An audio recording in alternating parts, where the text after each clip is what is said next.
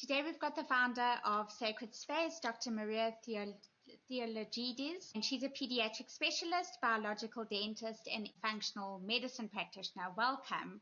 We're so pleased to have you with us. I thought we would maybe jump into our first question, which was more to do with your approach to the treatment of fully integrated mind, body, spirit, scientific-based health. Cool. All right, let's talk about some basic things. Okay, firstly, I think we got to understand that we are energy beings with a mind that is super, super powerful. So with that in mind, we have to approach healing or patients, whatever you want to call it, with that idea. The fact that we've also come here, if you want to believe in that we have soul contracts with people. So there's a soul element, something much deeper. We connect to something much deeper too, to get through every day, I would like to believe. So with all that in mind, my approach is generally to take all that on, because that at the end of the day is who the patient is and why they are where they are and the journey that they've had. So I like to do timelines with my patients where we go start from within the womb, from conception, through womb, what was happening with mom being pregnant, how they were birthed, cesarean versus natural, breastfeeding versus not, everything that was taking place around that time, mom's emotional state, who was around them, how they were nurtured and loved. And then from that, in that timeline, put together all the physical things that happened. So basic things like vaccinations, illnesses that they had, challenges they faced health-wise, mental-wise, emotionally, and then things that happened. They were in an abusive relationship, what they started to believe about themselves, relationship they have with themselves, with other people, with a higher power. All of those make a difference as to who we are right now and why we're in the health state that we're in. So when we're treating a patient, my approach is to do these timelines, have a look at everything that's made this person who they are, brought them to the state of being that they are, and then start to work to heal all of that. I think the problem is that most people arrive and they want a quick fix, and they want a pill that will just make things go away and fix it. But when you look at a person's timeline, now you're sitting in your 40s and your 50s, you've got 40 years worth of whatever that brought you there, bad habits, beliefs, whatever. And now you want a single pill to fix this.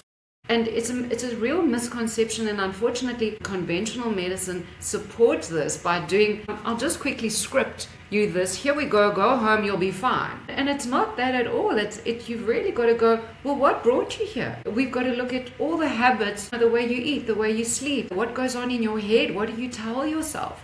Does it serve you to be sick? Because if it serves you to be sick, no matter what I do, you're going to continue to be sick because you're getting something out of it. So that's the whole mind, body, spirit that you've got to get to know about your patient, and then tailor make your treatment exactly towards that individual and who they are. Exactly. That makes so much sense. It really does. And I think today in today's modern thing, like you said, everything is a quick fix. No one wants to actually do the work.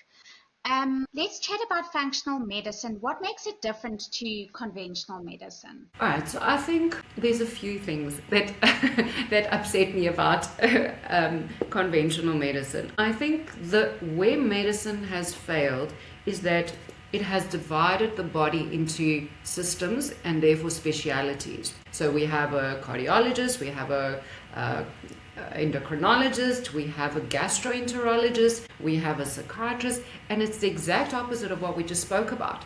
It's bringing that entire human being, that all those parts make them who they are. So now you divide all of this up, and then you haven't taken account of the way we designed as a body, which is everything works together and everything has an influence. So if your gut is off, your brain's going to be off. If your liver is out, you're going to have a whole lot of other issues health-wise. So I think that division and that specializing into different systems was the first mistake that happened.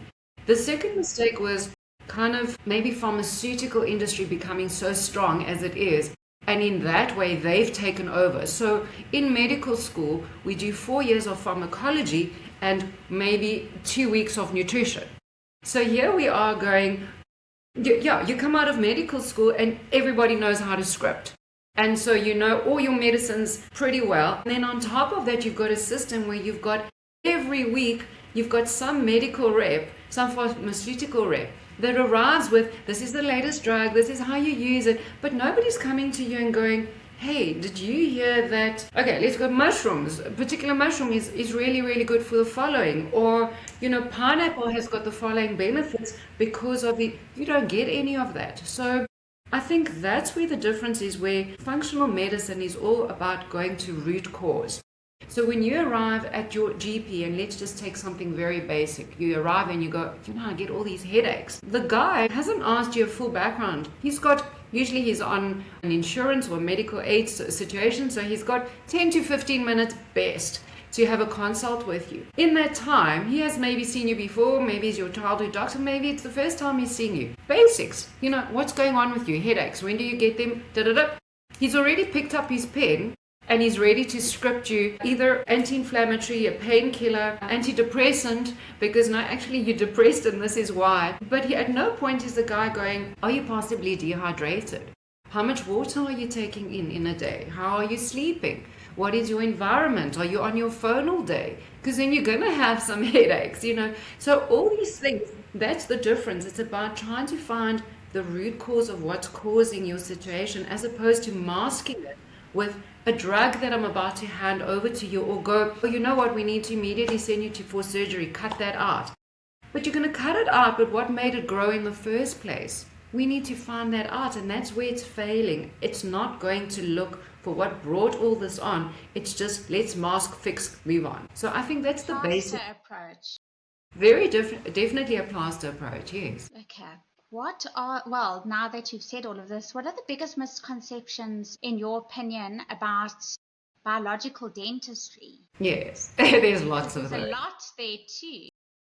Yes, there is. I think the biggest misconception, but it is starting to change, I think, dramatically, is that it's quackery. That's the word I'm going to use that's been the most associated with it. And I think it comes down to biological dentistry's reputation about being amalgam fillings, which are like 50% mercury, and about the big thing around root canal treated teeth. So the best way, when you don't understand something or when it threatens you economically as a fellow dentist or specialist, is to mock it, to make it, it's quackery, it's nonsense, there's no science behind it.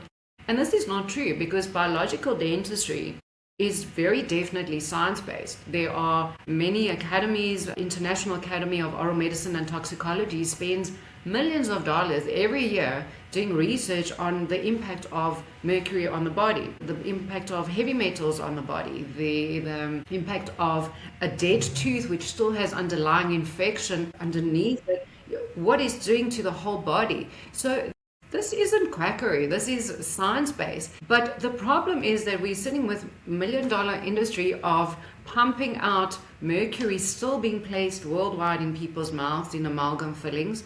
And it's going to have an impact on those suppliers, those companies that are selling mercury or amalgams.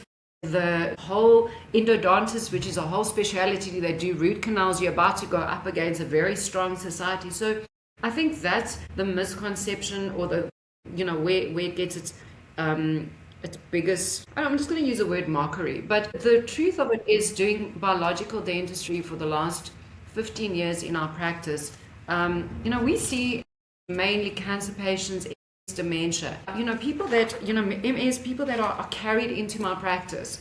These were men that were big rugby players, 6 foot tall, and you see their sons carrying them into the practice going, my dad has MS, he can no longer walk, we've done everything we possibly can, and he's been told to go home and die, basically. And you sit there and we do the whole 1 hour functional medicine sort of consult, and I've got a 17-page intake form, so I've got a fairly good idea of what's going on with the guy. I take a 3D scan of the man's jaw, and I always go, I don't even know how he got this far, because there'll be amalgam everywhere in the mouth, because they were, especially my generation, dentists were very heavy-handed to put amalgams in mouths. You know, it could have been a cavity this size, but then they had to cut a certain amount and then plug it with amalgam. So you look at these people and you look at the root canals in their mouth and you look at where they've had wisdom teeth taken out and these big infected areas that haven't healed. And we go into like theater with them, especially when they're like that, clap it all one shot. And these men and women, but it's a lot of the men with the MS, they'll wake up and they'll go, I'm speaking clearer, I'm able to walk. And you understand immediately. Some people it's slower, some people it's immediate. But you can see the connection and you can see how they've had toxicity in their body for so long and nobody's talking about it. And my frustration with biological dentistry is twofold. The one is that there are these misconceptions and that, you know, like patients will come to me, get an opinion, and then they'll go to their conventional dentist. And their dentist will say, no, don't worry about them. It's all nonsense. Like, you know, and they make you look like a complete moron when you're trying to help the patient. It's very dismissive. So from that perspective, I find it very frustrating. But then, like I said earlier, everybody's jumping on the bandwagon. Oh, this looks like a niche market.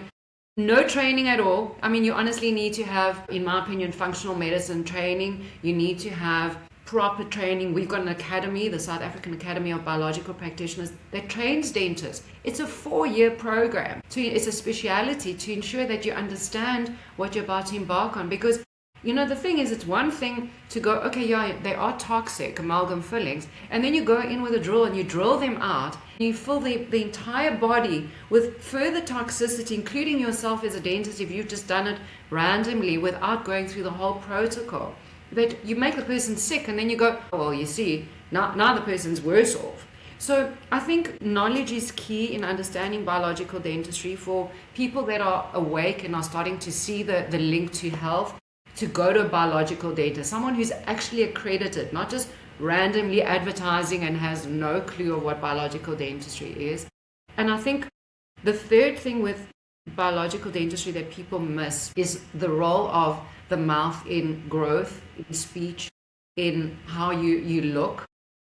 So something as simple as tongue ties, right? So the role of the tongue in the mouth. So I don't know if you want me to tell you a little bit about tongue ties. It's like a big part of my practice. My daughter's actually got a gum tie. She Oh, had a really? gum tie when she was small, and it caused immense problems with her eating, like huge. Couldn't breastfeed, couldn't bottle feed, and that just progressed until she was about 3, and then it was fine. But And yeah, did you didn't get it released? no, because Really? we only found out when she was 3. And from a dentist, we took her to specialists, so many specialists, no one picked it up, because it's rarer than a tongue tie apparently. The dentist picked it up, but by then she was starting to, Yes. sort of. But the problem is, but then you feel like a bad mom. You're thinking, breastfeed, something's wrong She was with put on a me. feeding tube. It was that severe. There were a few times in her life where it was like hospital, clinic. She lost so much weight. No, it was terrible. But you see, that's there again. There's the failure right there, because in the olden days, I sound like I'm ancient. You know, pediatricians were automatically checking for tongue ties at birth. They would look for it because they were aware of it. And then there was this, you know, they would pick up a scissors and snip the lip tie or the tongue tie, and it would blood everywhere and it would be a bit traumatic. Very quickly it would heal, and then people would forget about it. But then what would happen is they would notice that nothing had made a difference. Maybe the child still had speech issues. So then they started going, no, it's all nonsense. The problem was, though, that when he snipped it, that wasn't a bad thing. Okay, we don't use scissors, we use laser, so it's very clean, there's no bleeding.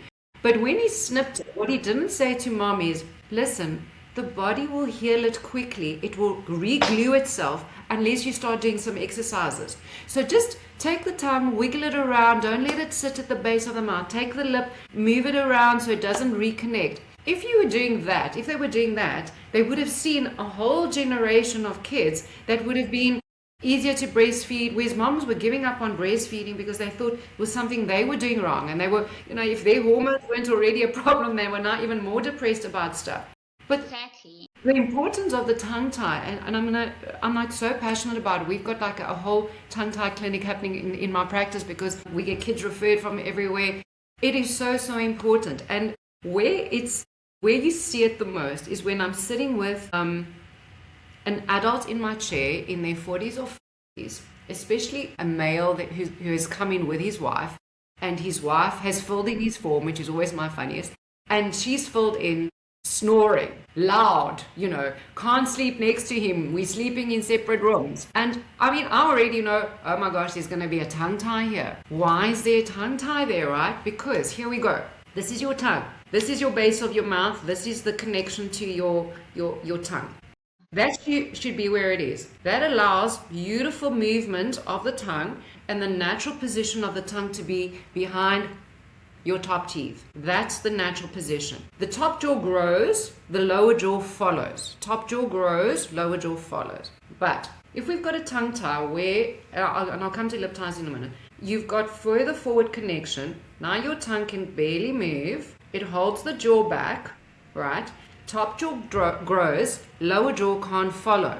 Tongue position is in lower jaw. It can't lift up naturally. So the first thing I do with patients is say, open wide, with your mouth open, without closing, lift up your tongue and touch behind your top teeth. If you have to close to do that, or if you can't get there, or if the tongue squares off, you've got a tongue tie. And the worse it is, so everyone can do this at home and check their own tongues and their children's tongue. The worse it is, the more you realize what the thing is. The problem with that is, though, everything becomes narrow and crowded. So you start seeing a change in the way the jaw develops. First of all, you'll see a discrepancy between the top and the bottom jaw. So you see those little mandibles, because that jaw can't grow to keep up with the top one. Because the tongue is sitting in the base of the mouth instead of up against the palate, there isn't sort of an opposing force to the cheeks. So now what you're getting is the palate just becomes like that, narrow and thin instead of like that. So now you've got crowding of the teeth, okay? And with that facial structure, you start getting, I call it the droopy look. Those teenagers that are kind of like, the body already is aligned, like mouth is sitting open like a fish, like a little guppy. They're breathing through their mouths because now they've got to keep their mouth open to breathe. Because they're breathing through their mouth, their nose actually isn't functioning, so their sinuses don't develop. So when I take a scan of these kids, they've all got tiny little sinuses and they're sitting with this wide open mouth. Now, wide open mouth, breathing through the mouth means when you're old and you're lying back and you're sleeping, the tongue drops back even more. And with that, you occlude your airway, so the brain sends a signal to the jaw going, hey dude, move forward. So now what do we have? We've got grinding. So now you see grind facets on the teeth. You look at the tongue, it's all scalloped because the tongue is doing backwards and forwards to push the teeth, and you've got grooves on the inside of the cheeks. So this is just where you land up with sleep apnea as an adult. Snoring, sleep apnea, metabolic issues, health issues, cardiac issues, all of which could have been prevented if we'd addressed the tongue tie. And where you've got lip ties and tongue ties, you're going to have speech formation issues. You're going to have breastfeeding issues. So all of this starts to play a role as to where you're going to be. And so when I talked to you earlier on about doing timelines with my patients, it's exactly that. Because when they say, oh no, mom couldn't breastfeed, she couldn't get it right. Dude, big red flags going off there because something was happening there. And you start to put that timeline in place. Now you want to fix the guy's cardiac issues without addressing the fact that he has sleep apnea, the fact that he can't breathe because he hasn't learned to breathe through his nose, he's breathing through his mouth, and he's grinding, so his teeth are all worn down, and no wonder he's snoring.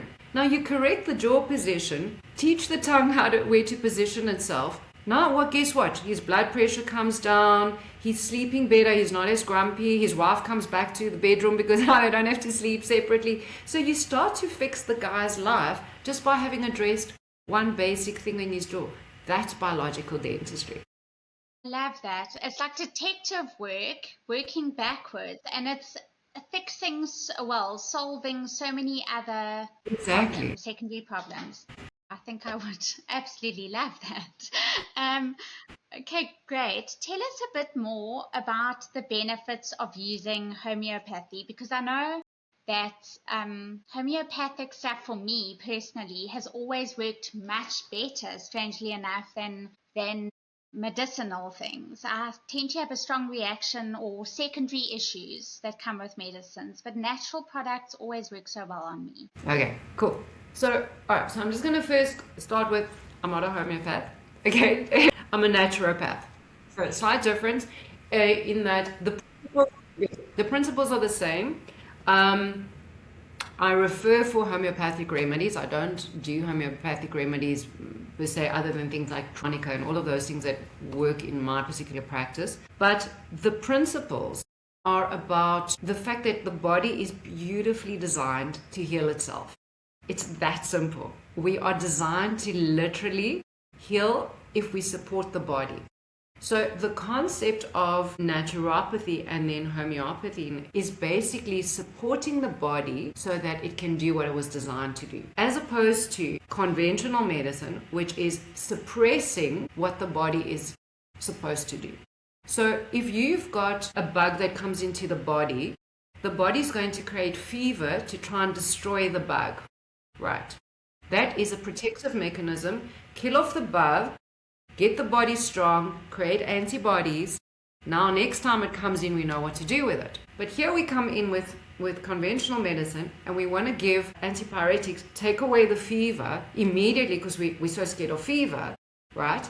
And then put in an anti-inflammatory as well. And so what are we doing? We're suppressing what the body's trying to do to heal. Whereas homeopathic remedies are coming in to support the body to do what it's supposed to be doing. Right. So that is the basic difference. And the whole idea, it's called suppression. You know, when you're looking at it from a naturopathic perspective, suppression is all about, like, if you take a ball and you push it underwater, right? When you let go, that ball's going to fly. And the harder you press, the higher it's going to hit.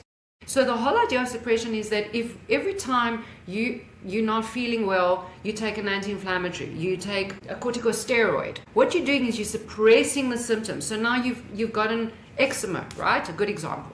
And so you go to your GP and he gives you cortisone and says, no, that will sort it out. In 2 days, guess what? It's gone. Now you're happy because you got that quick fix you wanted. But now we haven't done root cause, which is, well, why have you got eczema?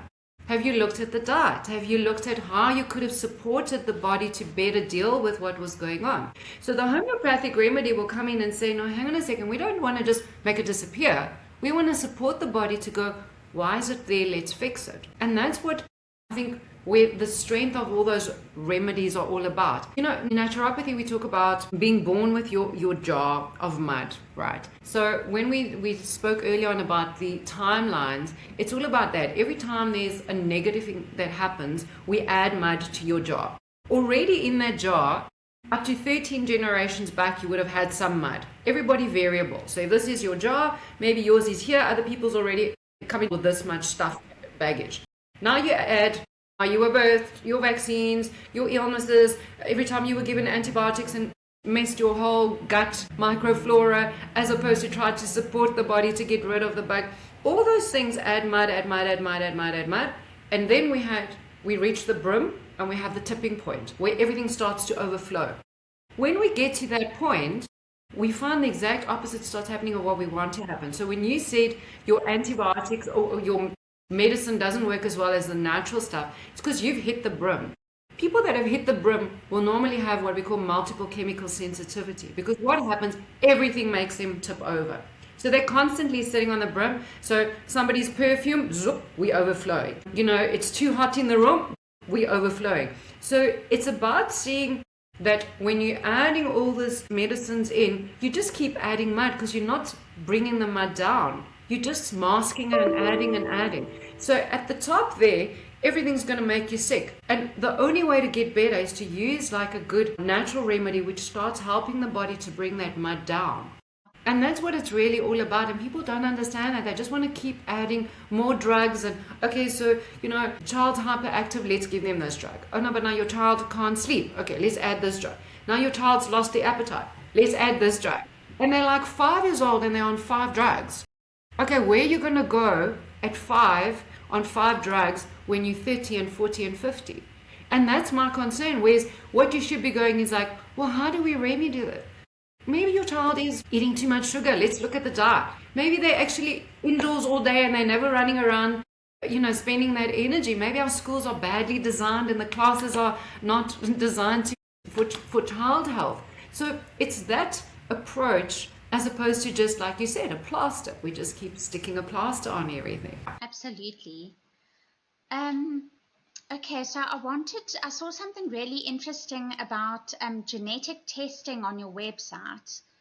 Can we talk a bit about that and how it works? Cool. So genetic testing, there's quite a lot of different companies out there, but pretty much all the same. Most of which work, it's very basic. People panic. They think, oh, another blood test, they think allergy testing. Bloods and pricking the body and whatever. No. So genetic testing, really simple. It's a swab in the mouth. Again, showing you the link between the mouth and the body. It looks like an earbud. You swab the mouth. Sort of ideally when you've just woken up and you haven't brushed teeth or done anything. Then that gets sent off for testing. And pretty much what it's telling you is what your predispositions are. In other words, that mud that I just spoke about in your jar, like what is underlying there that if you... So in functional medicine, we believe in naturopathy that you have genetic predispositions. So like in my case, I have a genetic predisposition to, say, breast cancer because my mom's family all passed away from breast cancer. But that's 10% of my little picture, right? What I do in my life, my choices, mind, body, and spirit will determine whether that will manifest or not, whether it will just stay in the background. So with genetic testing, this isn't me going to check whether I have the gene for breast cancer and now double mastectomies and off we go. This is me going, okay, where are my weaknesses in my body? Is it my liver and the way it's able to detox or not detox? Is it there's a tendency towards inflammation and my body doesn't know how to sort that out? That's where its weakness is. So it breaks it all up into different sort of systems and, what it can and can't do and tells you this is where your weaknesses are. But it's not just, okay, here we go. Your liver isn't able to process as well or to detox and then, okay, so now what do we do? Just do a liver detox. On the contrary, it goes to absolute detail where it will say to you in the Krebs cycle, in this cycle, in that cycle, this is where the weaknesses lie. And this is what you need in each stage to support that. So it's very specific. It comes back and goes, you need not glutathione for your liver that everybody's jumping onto. You need taurine. Because taurine is exactly where the defect, where you need more support. And you need to eat the following foods. And you need to not be training like a Trojan and running marathons because your body is designed to do yoga and gentle core building exercises. And that's a nice thing. It tells you, you naturally don't process vitamin D. So try and get a little bit of more sunlight than your average guy, between this hour and this hour. Don't have caffeine. It doesn't work for you. It actually gives you a headache. It makes you foggy. So I think all of those things are really awesome to have because you're going, okay, now we're not going to just randomly go, okay, we're going to liver detox. We're just going to put you on this, and this without actually knowing where is it that your liver needs support to detox optimally. And that's where the genetic test gives you the answers. So again, it's tailor-made medicine, which is all science-based, which is beautiful. Absolutely. It gives you such a good roadmap of what to sort of focus on and a bit of clarity on which direction to take. Yeah. I think my suggestion would be, and I said this to my sister-in-law who's got a 6-year-old and a 3-year-old, I said, I would genetic test my kids. Because you now know from that age already where you want to go with their journey, like how to best support them that they stay healthy at every stage. And it's tailor-made, it's you can't get better than that. No, absolutely. I wanted to ask you about energy healing and how that fits into sort of a treatment plan for a patient. Okay, so I think when we talk energy, it's understanding a few things. The fact that there is a vibration that comes out of us, if you want to call it that, an energy, that we have meridians that run through the body. And the best way, a lot of people will, it's quite funny, I've always had a chart up on my wall of like the different chakras and the meridians running through and how all the organs are connected. And I've had a few patients come to me while they're waiting, for me to have a look at their scan. They come in and they say, no, we've decided, while we were sitting here with my husband, that we are not going to stay for the rest of the consult.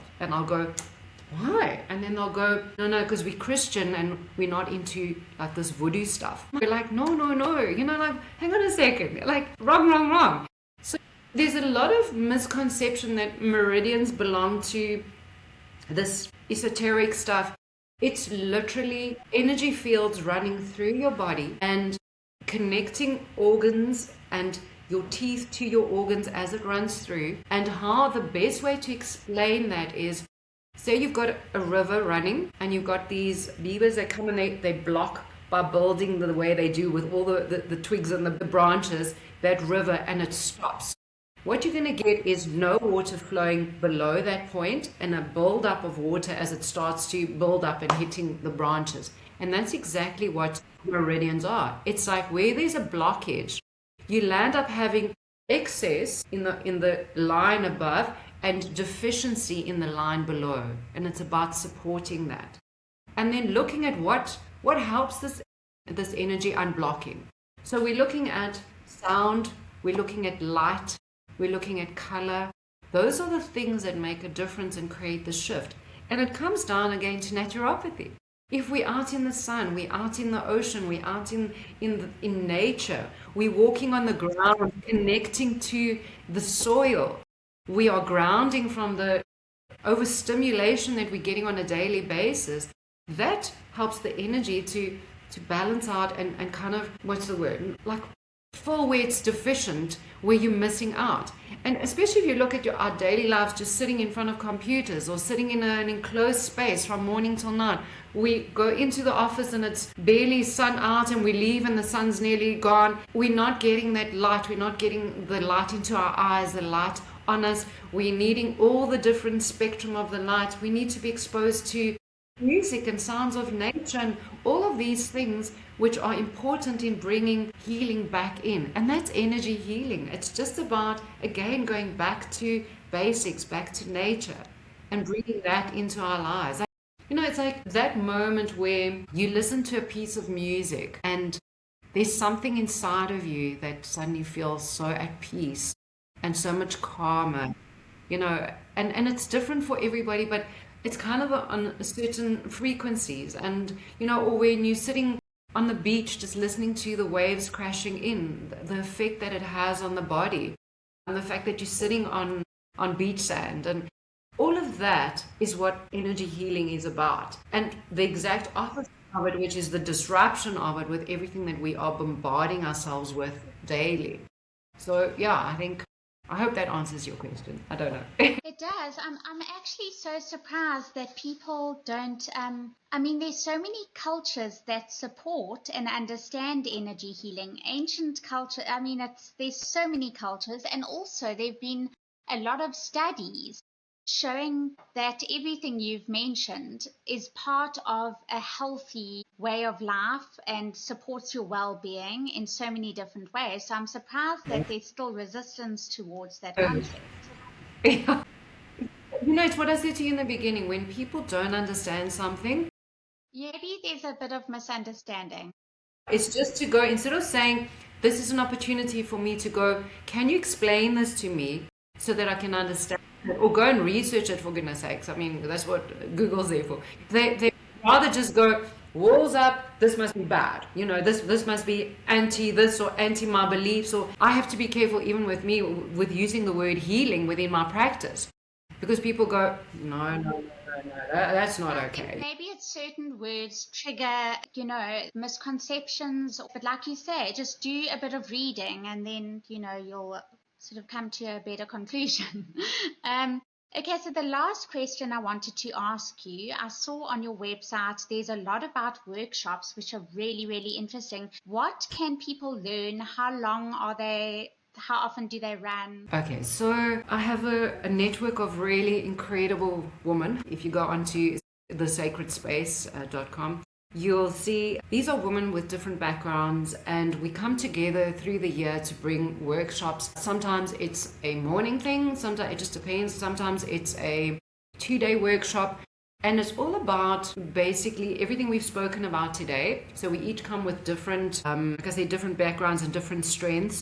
So for example, Claire, Crystal Claire, that's on our group, she is an intuitive medical healer. She works with energy. She does a lot of our breathing, the depth of breathing, breath work. And so from my side, I'll come in and we'll talk about how we breathe from a science base, where tongue position, sinus development, how we change it. And then she comes in and does the entire breathing exercise with everyone, so they get like, how did they feel before it, how do they feel after it. We do workshops on basically, who am I? Ime, in Greek, I am. Like, who am I? What do I want from my life? What are my goals? Because most people that come to me, I do life coaching as well as everything else. And people will come and I'll say to them, what do you want from these sessions? And they'll say, I want to be happy. And you go, okay, what do you think will make you happy? And they look at me like, well, I was hoping you could tell me. I'm like, no, hang on a sec. No, that's on my job. You should know at least what we're aiming for. So it may came about from exactly that, realizing that most people have lost who they are. They no longer, they actually know who they were as little girls, what their dreams were, where they were trying to go. They've just now, I call it handing over your wings. They've handed over their wings. Sometimes it's to a spouse, sometimes it's to the world. And they go, I'm just going to play it small. So Ima is about re-empowering women, getting them to go, who am I? What do I want? I'm not telling you to go become president of the country. Just have a goal. Wake up every day knowing what you want. So that's what Ima is about. We do Ikigai. So Ikigai is your purpose. What makes you wake up jumping out of bed in the morning? So all these workshops, usually 2-day workshops, will cover everything from emotionally. What do you need to work through? What are your blocks? What are the beliefs that you're holding onto that are holding you back? What sort of diet have you got that is actually putting you in a depressive state all day? And during those workshops, we'll literally only feed you with food that I'm going to call energy healing. It's good energy, it's healthy, it's non-inflammatory, and when you leave you actually go, gosh, I didn't feel like heavy, I didn't want to have to go and lie down and sleep after this. I actually felt more invigorated. So it's understanding the role of hormones in all of this with one of our specialists. So that's what these workshops are all about. We are busy putting together a whole lot for the rest of the year, so I think maybe they can follow you. We'll give you all the dates, and then yes, absolutely. We can invite you, and maybe you can come as a guest and experience this with us and share more about what these workshops are about. That's amazing. There's so many things that just, I think a lot of people don't know that the link between nutrition and mental well-being, which is also something really everyone thinks is just physical. It's a lot to do with the brain, and also breath work and nervous system regulation. That was a huge change for me because I was quite resistant. I didn't quite understand. I suppose people are like a bit, what is this? But once I started doing it, it's made such a huge difference. And it's something in your toolkit that when you're not coping or you're having a difficult time, you can resort to. And it's really important. I think it just makes you conscious of the habits that you're constantly doing. So for most people, you're holding your breath a lot. You land up in hyperventilating more often than you're actually breathing. That, and even something as simple. So one of the things that I do with my patients when I really hate seeing, I'm an empath, so I struggle a lot with my patients suffering or my patients feeling pain, or it's something that keeps me awake a lot. So something simple like getting patients to breathe, and even when something as simple as we give local anesthetic, right, for a procedure, I will get them to take a deep breath in, and then on the out breath, they have to hum. Now that basic, we finish, they're breathing normally, they haven't held their breath, which is the automatic thing of waiting in anticipation of what's going to happen. And that's what we're constantly doing. We get in our car and already we're anticipating traffic and we're anticipating worrying about being late. So now we stop breathing, we're holding breath, we're clenching jaw, and we're not breathing. And just that simple thing of conscious breathing, you know, put it in a triangle, do the breathe in, hold it for that long, breathe out the same amount. That basic little exercise just makes you so conscious of, like, what are you doing right now to regulate where you are at. And it's I think with everything that I've spoken so far to you today, it's about living consciously. So whether it's eating and everything you're putting into your mouth, the speed you're putting it in, your thought around that thing, if you think it's toxic for you, it's going to be toxic for you. And it's that consciousness that you live with. So you're eating, breathing, sleeping, interacting with human beings. That's what that whole mind, body, spirit of healing is all about, and living. And that becomes who you are. So it's just consciousness. That's all it is. Absolutely. Okay, perfect. So let's just quickly contact points for getting hold of you. Maybe just give us email, phone number, or website, or your socials. And then are there any workshops? I suppose the workshops and that will be listed on your yes, website. So if you go onto thesacredspace.com, there you'll see each workshop that we present, and it will have a date. As soon as we have the date, then it gets launched onto that, and then you can online book for that. And it gives you quite a bit of detail on what it's about, where it will be, you know, if you need to wear anything specifically or whatever. How to get hold of me. So we are called Camps Bay Medical and Dental Studio. We have moved from Camps Bay to Greenpoint, which creates a bit of a dilemma about our name. We are registered as the Bio Wellness Clinic, but if you're Googling us, the best way to do it is to just look under www.saabp, so it's the South African Academy of Biological Practitioners.co.za, and that's quite a comprehensive, if you're looking at the biological dentistry side in particular. You can contact our practice as well. You can speak to Tanya, and must I give you the number? 021-438-1710. Yes. Okay, thank you so much. Thank you for joining us and explaining these concepts to us. It's really, really fascinating. Cool, and thank you for having me. It's so nice to be able to, you know, get rid of misconceptions and get people on charge of their own health. So yeah. Exactly. Cool. Thank you. Thank you.